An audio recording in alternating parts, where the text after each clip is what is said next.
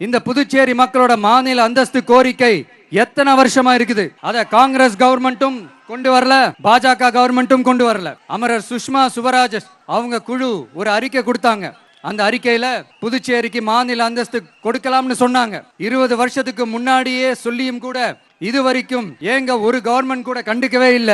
இந்த ஒரு கேள்விக்கு இங்க இருக்கிற காங்கிரஸ் திமுக கூட்டணியோ இல்ல பாஜக கூட்டணியோ பதில் சொல்லுவாங்களா? இந்த கோரிக்கை ஏன் இவ்வளவு நாளா இழுக்கிறீங்க?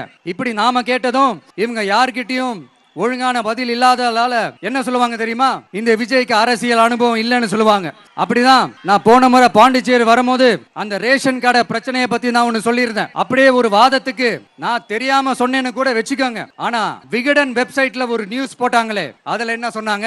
சுமார் 15 வருஷத்துக்கு முன்னாடியே ரேஷன் கடைகள்ல கோதுமை, மைதா, சர்க்கரை, எண்ணெய் உள்ளிட்ட அத்தியாவசிய பொருட்களோட விநியோகம் நிறுத்தியாச்சு. சிகப்பு அட்டைக்கு 20 கிலோ, மஞ்சள் நிற அட்டைக்கு 10 கிலோன்னு அரிசி மட்டும் இலவசமா வழங்கப்பட்டு வந்துச்சு. அதுவும் கடந்த 2016ஆம் ஆண்டு கவர்னராக இருந்த கிரண்பேடி அவர்கள் அரிசி கொள்முதல்ல மிகப்பெரிய முறைகேடு நடக்கிறதா சொல்லி அரிசிக்கு பதிலா பேங்க் அக்கவுண்ட்ல மக்களுக்கு பணம் போடுறதுக்கு உத்தரவு போட்டாங்க. ரேஷன் கடைன்னு ப்ராப்பரா இருந்த இடத்துக்கு வருஷ கணக்கா வாடகை தரல.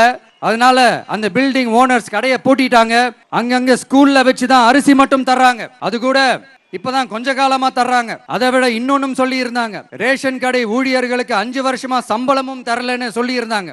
விஜய் தெரியாம சொன்னாருன்னு மினிஸ்டர்ஸ்ல இருந்து கவர்மெண்ட்ல இருக்கிறவங்க எல்லாரும் சொன்னாங்கல்ல. இப்போ விகடன் சொன்னதுக்கு என்ன அர்த்தம்னு அந்த மாண்புமிகு மனிதர்கள் கொஞ்சம் பதில் சொல்ல முடியுமா?